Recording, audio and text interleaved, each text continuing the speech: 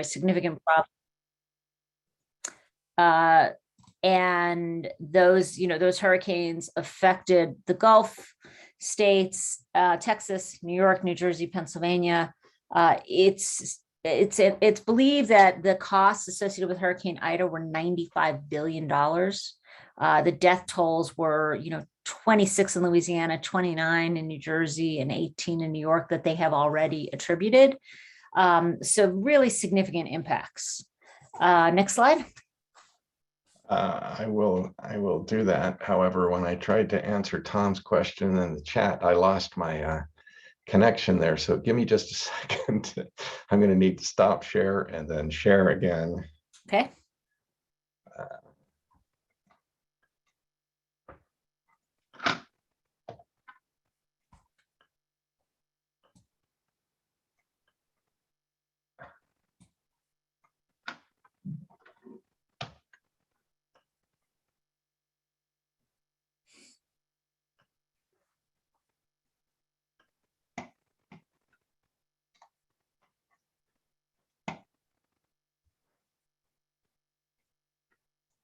Okay, sorry. That's there hard. we are. Thank you. Okay, so this image comes from NOAA, and it shows historical temperature change. And so you can see up at the top, it's 1895 to 2018. A few areas have gotten cooler, but by and large, the country has gotten warmer. And you can see in the dark red where the most changes happened. And, interestingly, Utah is one of the places with a lot of that dark red. The average temperature in Salt Lake County has increased 2 degrees Celsius or 4.5 degrees Fahrenheit since 1900. The global average is only 1.29 degrees Celsius. So our temperature in Salt Lake City has risen 55% more than the global average. So this is an issue right here at home. Next slide. So, as you know, there's a lot going on with regard to climate legislation right now. There are the two bills that everybody's been hearing about, I think, nonstop on the news, the bipartisan infrastructure bill and the reconciliation bill. The infrastructure bill passed the Senate in August, and it has significant money set aside to make changes that would improve our climate footprint. Right now, the bill is awaiting passage in the House and is subject to intra-party politics. I guess that's the nicest way to say it. The progressive part of the Democratic Party is holding it hostage for the reconciliation bill. And the reconciliation bill, which is $3.5 trillion, isn't completely written. So right now there's no agreement on legislative language because there isn't complete legislative language. That being said, though, it does have significant provisions, including a clean electricity performance program, which is supposed to incentivize fuel switching, increasing oil and gas royalties, and setting aside $3 billion for a civilian climate corps. So this legislation is really, in the works, and if it all passes, there will be the beginning of action on climate change. The one thing to keep in mind with these bills is that they may not make it easy to do a border carbon adjustment. And there's been discussion.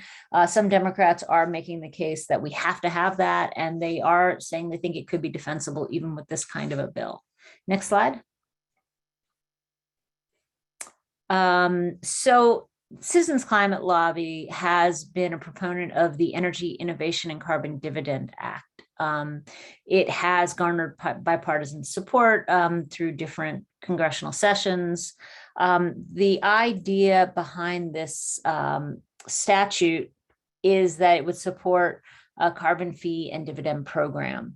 It would charge a fee on fossil fuels at their source, which is similar but more aggressive than the fee that's proposed through this Clean Energy Electricity Performance Plan. And the EICDA returns the fee to households as a dividend, so it doesn't impact low-income families. It also does provide for a carbon border adjustment that charges a fee on imported goods if they come from a country that does not have the same kind of a carbon fee as would have in the United States. And it provides a credit for goods that are made in the US and exported to countries that don't charge a carbon fee. So that's just the basics of what the EICDA is. You can find out a lot more about it on our website. But we're going to move on to a discussion of the En-ROADS Climate Solutions Impact Model to look at the different impacts between a clean energy standard and a carbon fee and dividend. And we'll hand it over to Mark to tell us more about En-ROADS and what it shows. Okay, thanks, Melissa. So let me say again, we're going to dive now into the En-ROADS model, and I'll explain about the model itself in a bit. But again, if you want to ask a question, put it in the chat or raise your hand or raise the icon hand. If you raise the icon hand, then you got to remember to put it down afterwards so we don't continue to call on you. And if you want to, ask a question, make a comment, or just say that we don't have a clue what we're talking about, we'll accept any and all of those discussions. So let me move on. Oh, I should say, so En-ROADS is not part of CCL. It's an independent analysis. It was created initially at MIT. Some of those folks broke off and created a climate think tank called Climate Interactive. It's out of North Carolina, but they also still work very closely with MIT, and it's still under development, or there's new stuff that happens all the time. So I said at the start, I'm an En-ROADS ambassador, which means I went through the training to become certified. It does not mean that I know every little intricacy of the model. It actually, the dashboard is pretty easy to manipulate, but you can make it get complicated really fast. So with that, I'm going to dive into the actual En-ROADS model and explain a little bit of what this is. It's not as complicated as it appears. So on the chart on the left is showing if we do nothing, right? So this is just the default case. It shows the sources, global sources of primary energy. I also should say that this looks at a global perspective. There are some charts that I can look at a specific US perspective, but mainly this is a global analysis. And so these are the global sources of primary energy. They increase over time because demand increases over time. Our economy grows over time. And so the brown is coal, red is oil, blue is gas, green is renewables, and then we've got some bioenergy, and that little blue up there is nuclear. So that's current and steady state. On the right, or I should say, let me click on this just to show you. So these are the quick charts, the easy to get to charts, but each of these have a bunch of charts behind them. And so I doubt we're going to have time to go in and look at that in many different ways, but you can. Oh, I also should say that, hey, this is, it's free to anybody that wants to look at it, and you can get to it from by just going to en-roads, ROADS.org. You don't have to do the whole rest of this, and then it'll show you how to get to the model. Okay, the chart on the right. I've defaulted, or I haven't defaulted, defaults to something else, but I put it to a temperature change and so this again shows that if we do nothing by the year 2100, then we're going to have a 3.6 degrees C global average temperature increase, which is actually a 6.5 degree F. So remember that Melissa said we in Utah were already 50% more than what the average increase was. So if that continues, then our actual increase in Utah, or specifically Salt Lake County, is going to be a lot higher than 6.5 degrees. Maybe, probably. The other thing that I want to point out in this is that some folks have said that the year 2100 is way too far off. You can't forecast that far in distance. And so nobody's asking me that yet. I'm just pointing it out, and I'm saying, give me some time. It won't be it'll make a lot more sense in just a bit, and it's not that big of a deal. Okay, so how the rest of this works. So there are all of these sliders, and the sliders allow you to just decrease whatever that is or increase whatever that is on any of these topics. All right. So, and if that isn't, let me get that back to the center. Okay, and if that's not enough, these three dots, just like any menu, allow you to go more deeper into that specific area and change things in a more specific way. So there's all of these sliders for energy supply, for transportation, buildings and industry, and then growth. We can look at population and or economic growth, and then also land and industry emissions, and then carbon removal. So if there are no hands up or anything about, I went through that fairly quickly, it may make more sense as we go through this. All right, so what I'm going to do first is put in a carbon fee and dividend, and I'm going to put in CCL's approach because obviously I'm mostly more familiar with that than any other. But the way that I'm going to do that, so again, keep an eye on this temperature change chart or line. Keep an eye on what the forecasted temperature change will be in the year 2100, and then look at the changes at this primary sources of energy as we make those changes. All right, so to make this, I'm going to go into the more detailed area of carbon issues, and the CCL approach starts at $15 a ton, and we're going to say that that's going to take effect in 2022. Next year, obviously, it's not taking effect this year. We're going to say that the initial, it's going to take 1 year to get that initial carbon price started. And then the final carbon price, I'm going to say, is $315 per ton. And the reason I'm saying that is that in the CCL approach, it increases the cost per ton by $10 a year. That's the default. If different things occur, it could be more or less than that, but that's the default.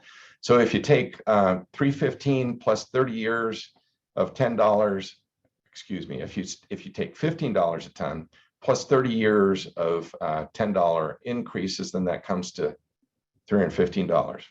So, and the year to start achieving that also is going to be next year, 2022. And I'm going to put in not 30 now that I've said it's going to be 30. I'm going to put in 28 because 28 is what I'm going to use for the clean energy standard, and it won't make that big of a difference, and people can push back if they want later. So I'm going to put in 28 years. And there we go. So that took us down to 2.6 degree C, which obviously is still too high. That's not enough. But that's the initial impact from CCL's carbon fee and dividend approach, which I might say is, I could have put in the Baker-Schultz approach. The numbers are a little bit different, but it causes about the same temperature rise over time. The rise in the slope is a little bit different, but the end result is pretty close. So, all right, so I'm going to go to a clean one, and I'm going to, instead of doing a carbon fee and dividend, I'm going to go and put a clean energy standard. And I'm going to say that the target there is 100% clean energy standard. And the start year is next year. And the years to achieve that, we did 28 before. That's going to, so 28 doing this puts us at 2050, which is what Biden's goal is. And so that's it. That's how you get the clean energy standard. So when you look at the difference, right? So the clean energy standard only reduced us the end expected temperature to 3.2 degrees C. If I go back to the carbon fee and dividend, it took us down to 2.6. So that's why we're saying that this model and other models that I've looked at and used shows a much bigger impact from carbon fee and dividend. However, it's still not enough. So we need to do some additional things. And actually, I'm going to address this now. So there's a question in the chat that says, so why not increase the carbon tax to raise to $500 by 2050? And I'll go do that, right? And we'll see the difference. So again, the current expected temperature rise is 2.6. If I go and increase that to $500 rather than 315, the difference is 0.2 of a degree C, not a big deal. So I'm going to put that back into the 315. And actually, as we go through this, I'll come back and do that again. And it turns out that 315 is really the sweet spot. All right, so you got to do some more stuff. And I'm breaking all kinds of rules as an En-ROADS ambassador, because the rules for doing this type of workshop say that I can't lead and suggest solutions, that I ask the participants to propose their solutions. And then we look at what works and what doesn't work. And unfortunately, we don't have enough time to do all of that. But if anybody would like to go through a full workshop, I'd be happy to do one. But okay, so because I've done this a time or two, I kind of know that if you electrify all of transportation, that brings you down to 2.5 degrees. And if you electrify all of buildings and industry, so transportation isn't that big of a deal, in that EVs are already, well, it looks like they're going to take over the world probably in the same amount of time.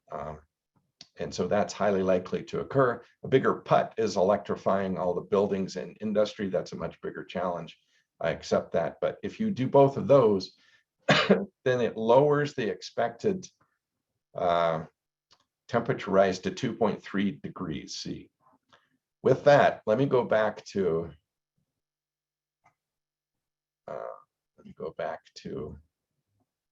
this is the Clean Energy Standard analysis. All right. So if we electrify transportation, brings us down to 2.9. If we electrify buildings and industry, it brings you down to 2.3, which is exactly the same end result that we were looking at with the carbon fee and dividend. It's just that by electrifying things, it has a much bigger impact. And so I should have said, it was in my notes to say, when we were looking at the bigger impact of carbon fee and dividend compared to a clean energy standard. So a clean energy standard is specific to electrical generation industry, whereas a carbon fee and dividend impacts all industries that use sources of energy that emit CO2. But if you take care of transportation, essentially that takes care of the oil and gas. And if you take care, or I should say oil, and then if you electrify buildings and industry, then that takes care of the natural gas industry. And so that's why electrifying both of those areas takes you to the same place. So in the event that we don't get a carbon fee passed with the reconciliation package, and it goes back to what they were looking for before, actually, when we put this analysis together, a clean energy standard seemed to be the preferred solution. Today, it sounds like a carbon fee is the preferred solution. But either way, neither one of them solved the issue. More had to be done. And if you just take care of a couple of things, we don't need to panic. We can live with either solution, but there is more that needs to be done. Okay, so 2.3 degree C rise is still not where we want to be. The Paris Climate Accord target is 2 degree C, but we want to be a little bit more aggressive than that and see if we can do more. So again, I'm breaking the En-ROADS rules because I've done this a bit. And the next biggest thing that you can do is impact methane and other areas. right? But I'm not going to just, I used to just drag this all the way over, but I recently went to a training session and they showed me in the methane area that, hey, if I turn on the specific areas, so methane is primarily occurs in two areas, in agriculture and beef, really, or cattle, and then in industry emissions. And this is really, industry emissions is leaks in pipelines and leaks in chemical plants and leaks where methane gets out. Well, we're going to reduce that by 100% and just pay attention to those areas and make sure that those leaks don't occur. But realizing that we're not going to get everybody to be vegetarian like me and not eat beef, I'm going to assume that a few people won't, but I'm also going to assume that we're going to pay more attention to what we're doing in that area, and we're going to find a way to reduce those emissions by 50%, not 100%. So people can still eat beef. The argument that this is going to kill off the beef industry, it's not. I'm just reducing emissions by 50%. So, and then other greenhouse gases. This is the fluorocarbon stuff, the for refrigeration. I'm going to say that start year is 2022 next year. And I'm going to say we're going to completely phase out that, which gets us to 2.0 degrees, right, sea rise by the year 2100. But if you look at this, the slope of the chart now, right, it starts to impact in about 2040, or actually, you know, in 2032, not that far off. But we still haven't, well, we've hit the climate, the Paris Climate Accord target, but we can do better if we use some technology that actually takes CO2 out of the air. And this is not imaginary technology that needs to be invented. This is actually already operating in Iceland. But we do need to create legislation around it that provides credits or a way for people to make money so it can be spread widely. All right, so this isn't, it's technology, it exists, it's operating today, but we do need to find a way to make it spread much more rapidly. So doing that, right, that gets us to 1.5 degree C, which is the hope that everyone had hoped we could get to, or it's the target that everyone had hoped we could get to. And let me say, so this peaks, if I put my cursor over here, it looks like it peaks at 1.64 degrees C rise in 2040, and then it goes back down. And this is why I'm using that chart. And I said, don't get bent out of shape over the year 2100. It peaks pretty soon and it goes back down, right? So, but that also means, and so I'm, you know, this is my optimistic story that, hey, we can not only meet the Paris Climate Accord, but we can get below that and actually hit 1.5 degree. But if we look at this year, 2021, the average global temperature has risen 1.29 degrees. It means the temperature is going to raise a little bit more before it starts to go down, before we start to suck that CO2 out of the air.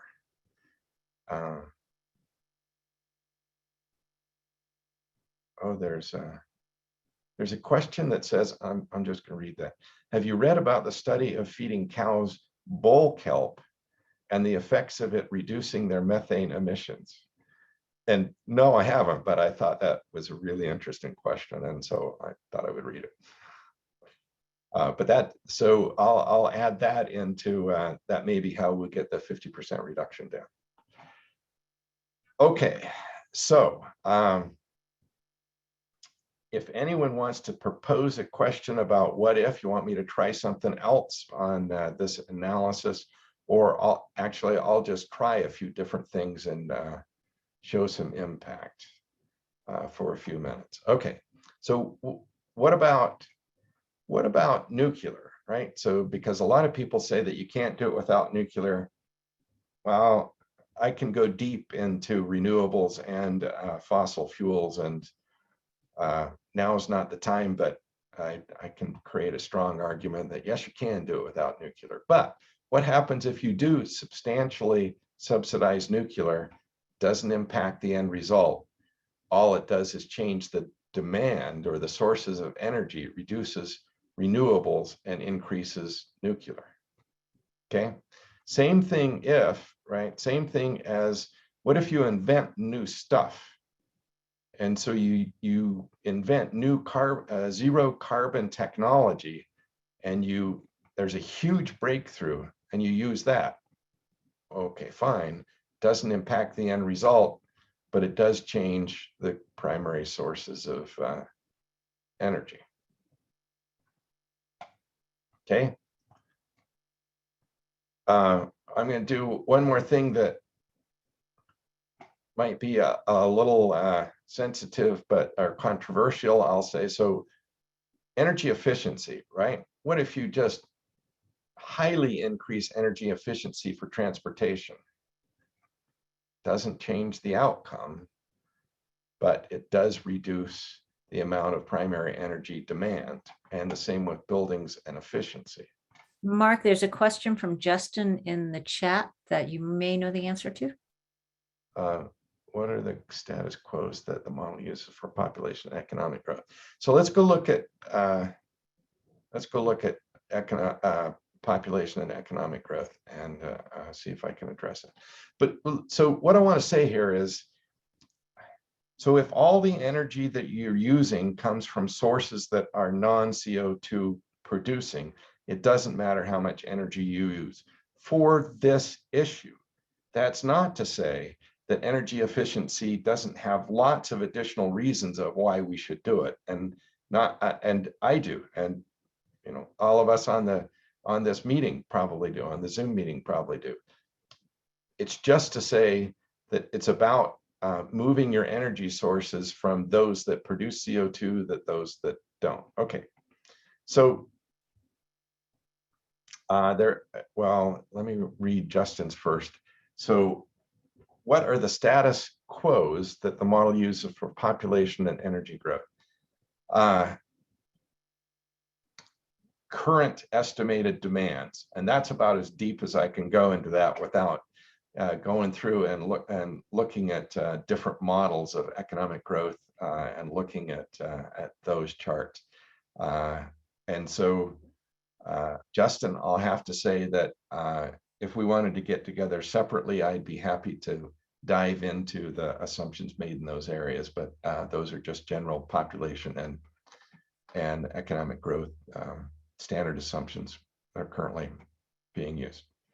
But let's say that we want to decrease the population substantially. I'm not going to argue how we might do that, but it has no impact on the end target. Let me put this, I'm doing the wrong thing there. Let me put population back to status quo. And so what if we just slowed down economic growth? Oh, I should say here, this model assumes zero negative economic growth from climate change. I could go in and change that, and the truth is there would likely be negative impact on GDP if we didn't address climate change. But this model, what we've been looking at so far, assumes there is no impact. But if you did something to substantially reduce GDP worldwide, all it did was reduce demand or source of energy. Didn't have any impact on what our end target was. Well, it had 1/10 of a degree impact. What happened to me getting down to 1.5? Change something. All right, any other questions? You're showing no change when you considered on top of.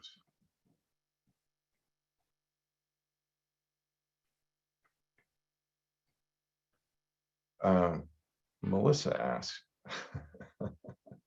you're showing no change when considered on top of carbon fee and dividend, but if you consider population or other stuff without, then it would show a change, right? Well, let's go do that. All right, I have a clean one open.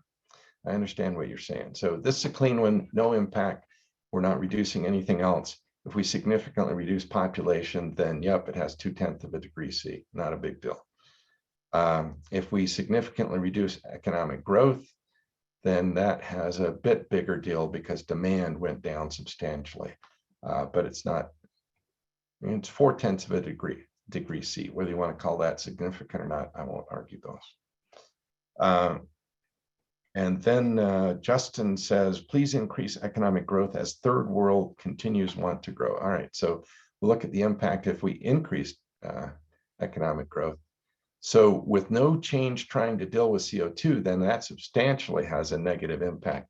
But if we go back to our carbon fee and dividend approach and we increase economic growth, then it has no impact on the temperature change. It just significantly increases demand, right? So this is part of my statement of if all the energy that you use comes from non-CO2 generating sources, then it doesn't matter how much energy you use. There's plenty of room for economic growth.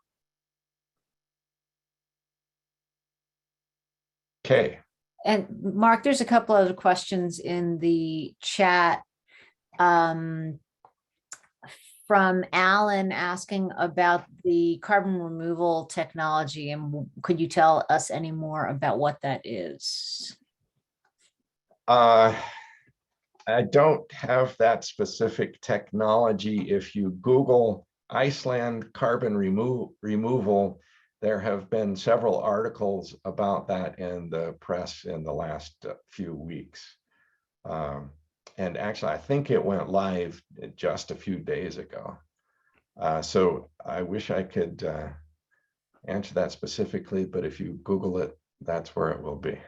And then there's a question from Tom about renewable sources, assuming large scale storage technology. My assumption would be that that must be the case, but do you know if that's baked into the model? So it's not, but I can build that in. I'll do that. Let me do that on the clean energy standard approach, right? And let me get this back to where we were, because that I can go in and actually turn that on specifically. So I'm going to match this to where we were on carbon fee and dividend. Oops. Yeah.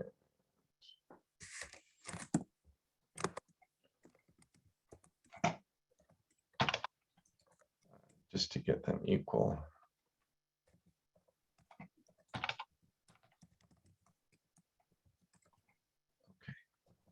So we got it to 2, and then we're going to suck a bunch out of the air, and we're going to get it to 1.5. Okay.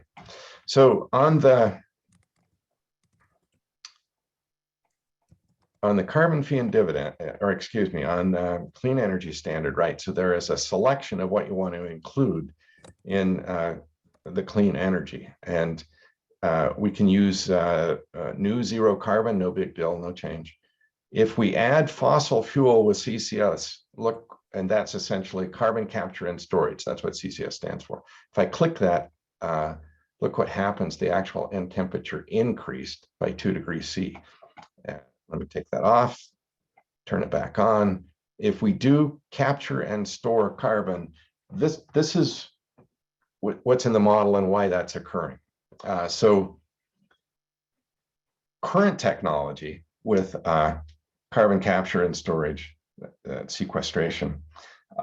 So you have to have something that captures the air coming out of whatever your source of energy is. Let's say it's coal.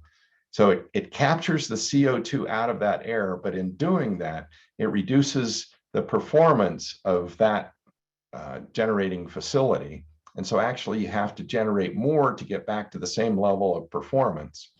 And then once you capture it, you've got to use energy to pump it down into the ground to store it. So so it uses more energy to do that. Also, with today's technology, there's no carbon capture technology that captures 100% of the carbon going out.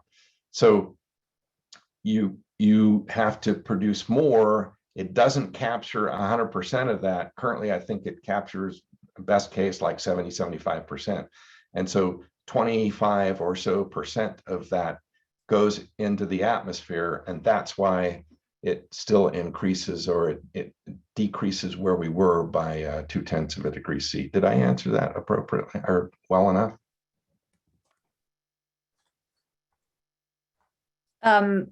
It appears that Tom's question was really focused on batteries. Well, all right. I'm glad I got to go over this and say this because I just learned it the other day. But so I missed the whole question. I apologize. So batteries, renewable sources, if you look at wind and solar, solar only produces when the sun shines, wind only produces when the wind blows. And so that's nowhere near as bad as people make that to be. Again, I've got 30 years of history in this. And actually, if you have about a 50% wind and 50% solar, they complement each other. The wind primarily blows overnight and in the morning and in the evening, and doesn't produce that much during the day, where obviously that's when the solar produces. And also, if you geographically disperse those, then it significantly reduces the need for storage, but there is still a need for storage. And so in this assumption, there is an assumption that you're storing energy in some way, whether it's battery, hydro, or through other sources. But yeah, there has to be some form of storage, not nearly as much as people say, but some form of storage to get to be utilizing that much renewable energy. Hey, while we're there, I want to point out one more thing, and then I'll move on and see if we can get back to this. All right, so this was our carbon fee and dividend approach or model, right? And so there was an awful lot of renewables from there. There was a bit more nuclear, and actually, so nuclear can also do the same thing as storage, right? I mean, you can use that as a base load and turn it up and down and balance the whole portfolio. But what I wanted to point out is this does not completely kill the fossil fuel industries, right? This still shows some gas, shows some oil, and a little bit of coal. So we can achieve these things without entirely shutting down fossil fuels. That's a little bit less the case if you take the clean energy standard, because it does get rid of coal, because it's all about electrical generation. But it does still have some oil and not much natural gas. But the point is, a carbon fee and dividend, actually, if you want the fossil fuel industry to survive, has a better story than the clean energy standard. Okay, any other questions, or should we move on? I spent too much time on that, and let's go back to the presentation. And these are all the areas that I was supposed to cover. And so I'll go through this really quick so we can get to Melissa's charts as well. So who supports this? Lots of folks support this. Any economist that is credentialed support it. You may have seen in the Wall Street Journal, 3,500 economists signed on to it. 4 former chairs of the Federal Reserve Board, 27 Nobel laureates, all Nobel laureates. You know, pretty much if you're an economist, you support it. We've got some local folks that have said good things about it, specifically Mitt Romney. John Curtis has said some good things, not necessarily about carbon tax, and same with Representative Moore. However, there were 25 current and former Utah legislators who endorsed a carbon fee and dividend. You may have seen that last fall in the press. And with that, in trying to catch up, Melissa, I'm back to you. Okay, thank you. So I think Mark did a very good job of explaining what the options are and different things that can actually get us to where we're trying to get to. I think as we all live in this world, it's easy to become just exhausted and afraid. And we're seeing a lot of that as a result of what's happening with climate change. When I joined Citizens Climate Lobby, the thing that really drew me in was that it provided an opportunity for me personally to act, and to not only act, but to do things that are within my particular skill set and my particular expertise. And it was empowering as opposed to how we usually feel in this space. And so in that vein, I'm sharing with you some actions that you can take right now in order to feel empowered and to help drive the change that we all think needs to happen. This slide is showing you the citizensclimatelobby.org / White House page and link. And basically, we're here telling you about all these things in hopes that you will get involved and take action yourselves. And the Citizens Climate Lobby has tools which you can use that make it very easy to do that. And you can use our tools, or you can do it a different way. But this website is one of those tools that you can use to take action right now. And so if anybody has the ability to use two tabs on your browser, you can go to this website right now, and you can write to ask the White House and Congress to put a price on carbon as part of the reconciliation bill. And so I'm giving folks the opportunity to go to another browser window and go to citizensclimatelobby.org / white-house. And then you can click the links and send a note to President Biden. There's suggested language already there. So it's very easy. All you have to do is fill out a little bit of information and click it, or you can personalize it. When I did mine, I threw in some other stuff I thought we could include. And I'm going to hope that Mark will share that link in the chat for us. Actually, Tom, can you send that in the chat? Because when I click on the chat, then I mess up the presentation perspective. And can you go to the next slide? Yeah. So then the other things, there's other action you can take. And this is our citizensclimatelobby.org, just the plain site. And if you go to that link, you will see that there is a take action tab. It's a drop down.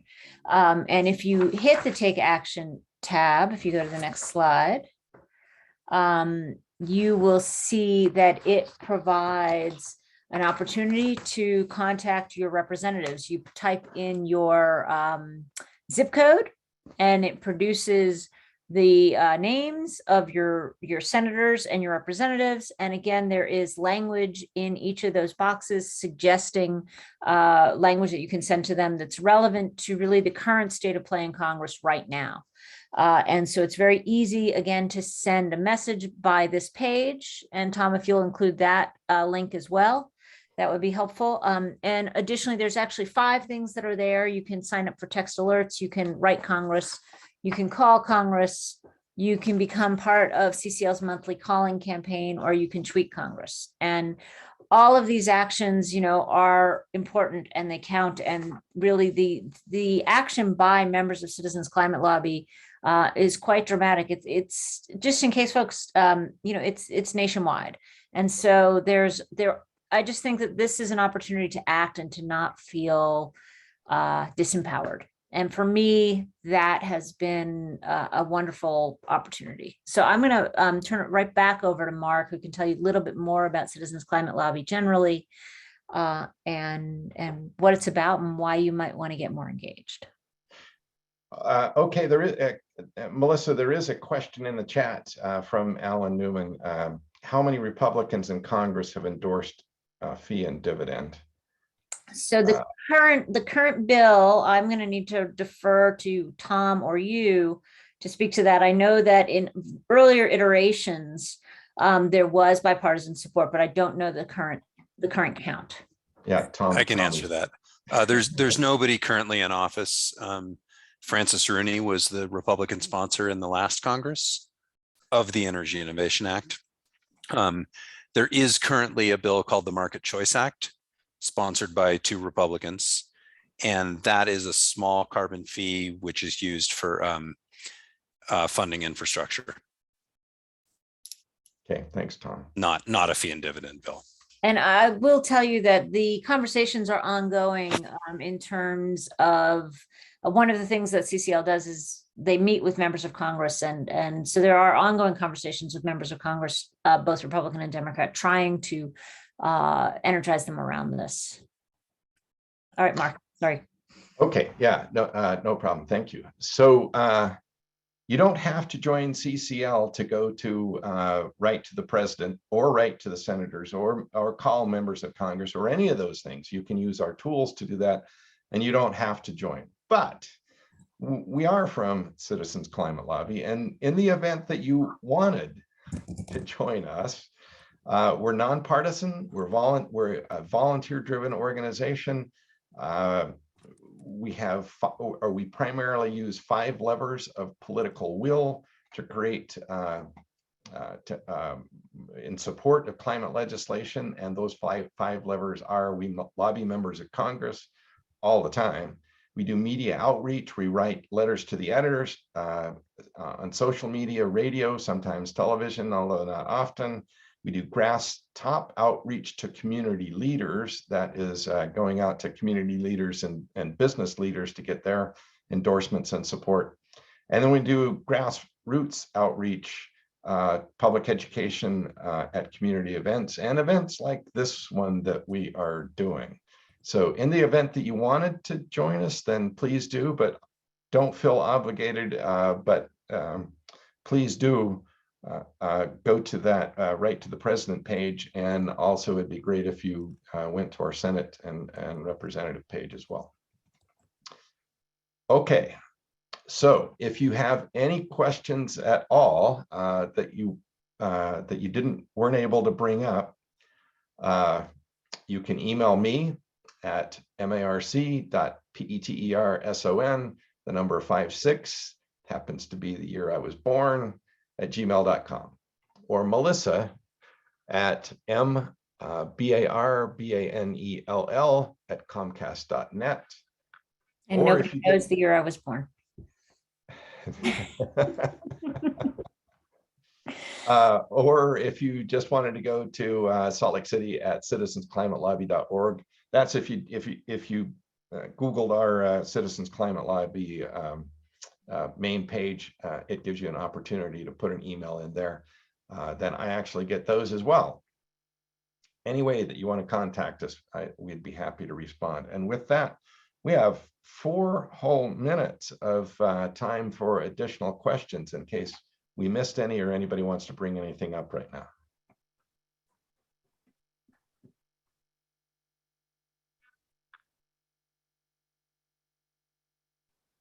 Okay, well then, I think we covered it all, and we covered it on time. Yes. If no one has any other questions, then that's it. Thanks for joining us tonight. Yeah, thank you everyone for spending an hour with us and learning and being energized around these really important issues. Now's the time, though. It's all going to happen within the next maybe month or 2, right? And so we've got an enormous opportunity to act now. So let me go back and say, please act now. Go to our presidential website, go to our senators and Republicans website. And if you can't remember those specific URLs, then just go to citizensclimatolobby.org and click on the Take Action button, and it'll take you there. And now's the time. Thanks for joining us. Thank you, everyone. Good night. Good night.